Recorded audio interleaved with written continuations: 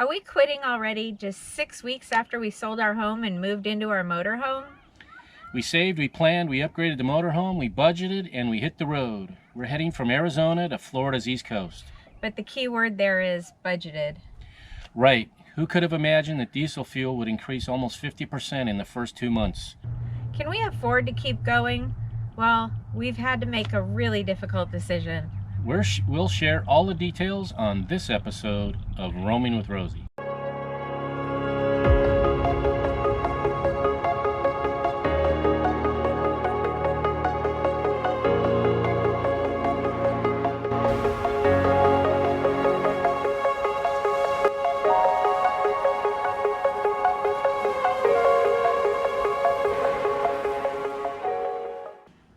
Hey Roamers, I'm Jamie. I'm Linda. And this is Roaming with Rosie. On this episode, we're going to share with you how the stratospheric rise in fuel prices has changed our plans.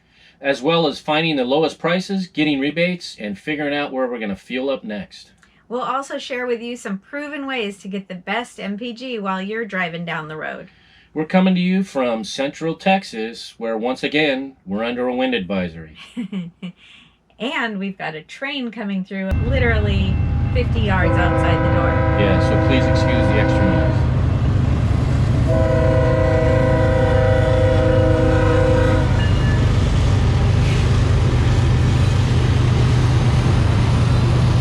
Like many of you, we watched YouTube videos on how our RV life was going to be. Right, and we determined that our style had to be about being flexible. We prepared for how we were going to handle breakdowns, accidents, illness, and also bad weather. Our plan for the first leg of our journey was to travel from Arizona to Florida's East Coast to Moondocking at my brother's house. Then we needed to be all the way back in New Mexico within just a couple months. But our long-term plan really was up in the air and completely flexible. We never imagined that we'd run into an immediate obstacle just 2 months into our journey. Diesel fuel began outpacing regular unleaded this past January. Until now, it's $1 more than regular unleaded. And truck stops where it's easier to get a big rig like Rosie into, the diesel prices are even higher than regular gas stations. When we were packing up our home's contents, I packed a bunch of stuff into the RV, and I looked forward to taking them to the East Coast, to Florida, to my brother's, so that we could share some of those memories. And that's about 1,100 more miles from where we are now in Texas, and we only get 8 miles per gallon. That's roughly 138 gallons of diesel each way, and currently it's $1.50 more a gallon than it was when we started in January. In the grand scheme of things, no, it isn't going to drain our savings, but it is a concern regarding our budget and also reevaluating the necessity of the trip. Right. The issue is that we were only going to be able to go there for 3 weeks before we had to head back west. So we canceled. It was a difficult decision, and we'd been planning this trip for over a year. Right. It was more about getting some closure after the passing of my parents, so it wasn't a trip that we absolutely had to do right now. For us and countless numbers of others, the fuel prices are a deal breaker for continuing to travel as is without making some adjustments. Yeah. We don't know the financial situation of others or what their comfort zone is, so this is a decision that everyone has to make for themselves. And the RV community is an amazing thing to be a part of. There's literally support everywhere. Yeah, I love hearing stories how people step up and help each other all the time in this community, and it offers a kind of a safety net for us even to know that that's there. Yeah, we knew what a great community we were going to be a part of when we first saw the pandemic basically shut everything down. Right, and that even included RV parks canceling reservations and national and state parks literally closed. Yeah, lots of full-time RVers didn't have any place to go to. Exactly, and we saw people who stepped up and offered others a space on their land or any other way that they could help. And hopefully in this situation, we'll start to see some of that again. Our decision is just that. It's just our decision. We've told you how much the cost is going to be to make that long trip, and it just isn't worth it to us. Especially when we don't know how high fuel prices are going to go and how long this is going to last. But in the meantime, we're focusing on the positives, and there's a lot of positives. Right. First off, we have choices, which is always a good thing, and that kind of puts us back into the driver's seat. And the one thing we're trying to do since we've just started this life is to not dwell on the negatives, look at the positives, and they're always there. And that's kind of a habit that I have that I was taught a long time ago. When I go to bed at night, count your wins, which are the positives, and just that makes you feel so much better. And for me, it calms me down. We made it as far as Texas, and we're staying here for about a week. We're visiting family, and then we were going to continue on to the East Coast. But now we're just going to hunker down here in the state and explore for about a month. And this is exactly why we determined that our RV life had to be as flexible as possible whenever necessary. Yeah, instead of being stuck on what we can't control, we choose to focus on what we can do.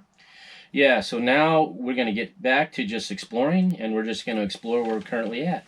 So now we get to spend as much more time with family here. And we've also discovered that the city parks in a lot of Texas either have free camping with full hookups, or sometimes there's a nominal charge. But we'll share more of that with you on a later episode. Of course, we're still going to be doing some driving here in Texas. Texas is really kind of a big place. And we have some great ways to manage your fuel mileage. Last year, we used an app called Gas Guru, and it basically just shows you the best gas prices in a particular area. Yeah, we were taking a trip from Phoenix, Arizona to Farmington, New Mexico, and we were using the app, and it ended up saving us $40 on a 100-gallon tank of gas. And that was just compared to any stations in the surrounding area. Now, there's a link here and in the description below for our short video on how you can get this app. And the other things that you can do is you can get Gas Buddy Fuel Savings Card, or you can get the TSD Open Road Fuel Savings Card. Now, the two cards basically work the same way. You fill out an online application, they don't run a credit check, and then what happens is they'll mail the cards out to you. And then when you apply for the card, you attach a bank account to that. When you put the fuel in your vehicle, it will take like 1 to 2 days before it comes out of your debit account, but there's no additional cost to you. Right, and according to Gas Buddy on their website, their gas card works on about 95% of the gas stations in the United States. Because our RV uses diesel, we use the TSD Open Road Fuel Savings Card. And according to their logistics, you can save 30 to 40 cents per gallon on when you fill up. And we've been averaging about 50 cents per gallon, and the savings fluctuates based on contracts with fuel companies negotiated by TSD Logistics. Right. So the TSD card only works at truck stops in the truck lanes for diesel fuel. We do understand that there's a plan in place for them to start to branch out to regular gasoline. We use the TSD app along with the card to find the contracted truck stops. The app usually shows us the current price, but last week it didn't, and then they had a message on their site explaining that the gas prices or diesel prices were changing faster than they could keep it updated on their app. And the app also helps us track how much we're spending and then what kind of discounts we're getting. They also mention on their site that occasionally you may get a fee, but TSD is not charging that.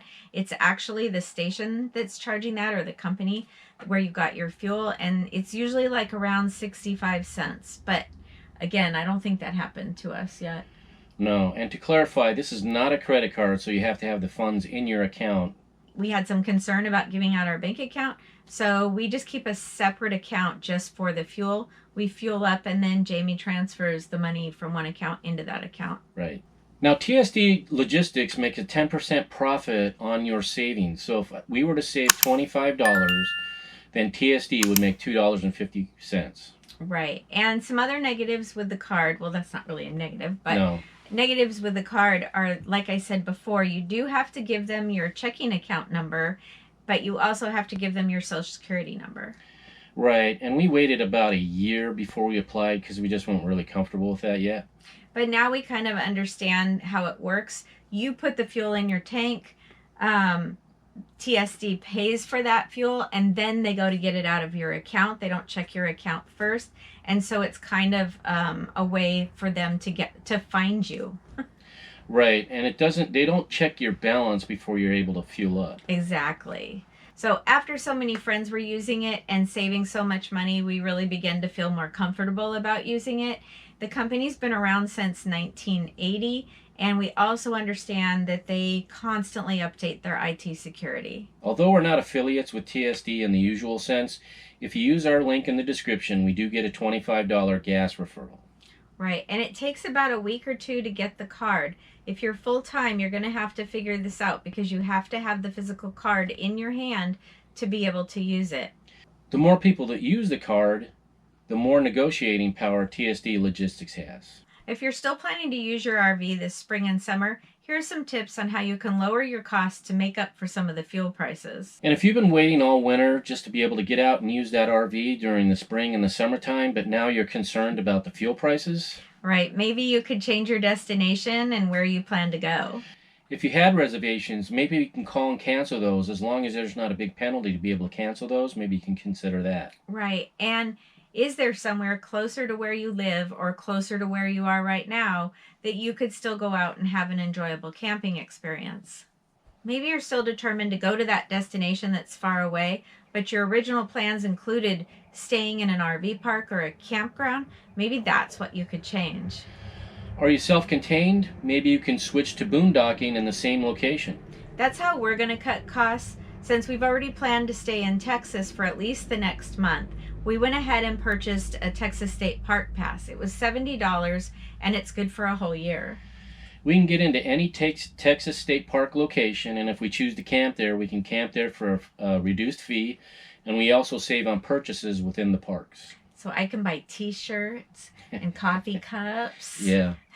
We already saved $10 this week, and now we're kind of having fun looking at where all the Texas State Parks are and which ones we want to go to. Other things that are within your control are make sure that you're getting the best possible gas mileage that you possibly can.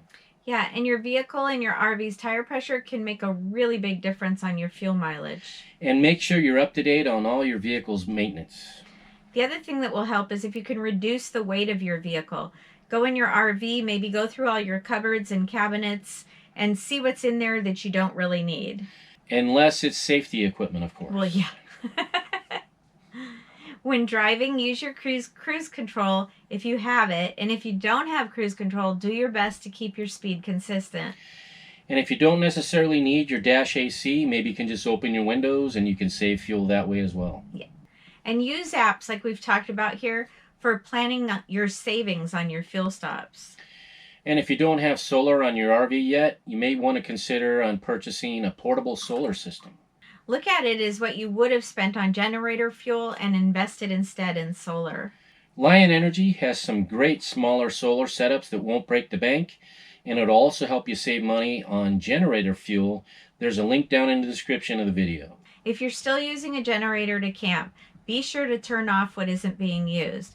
But even things like TVs and computers, even though they're turned off, they can still be thinking, so go ahead and unplug them when you're not using them.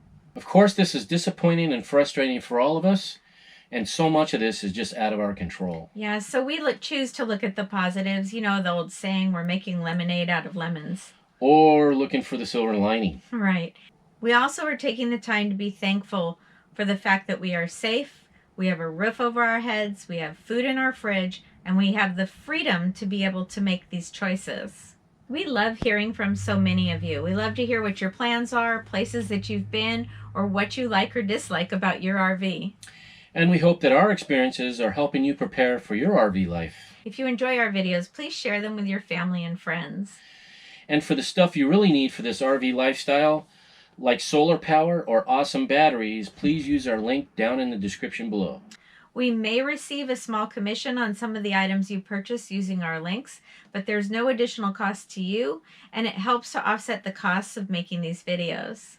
Thanks for watching. Don't forget to check the description down below of this video for links to everything we've mentioned here.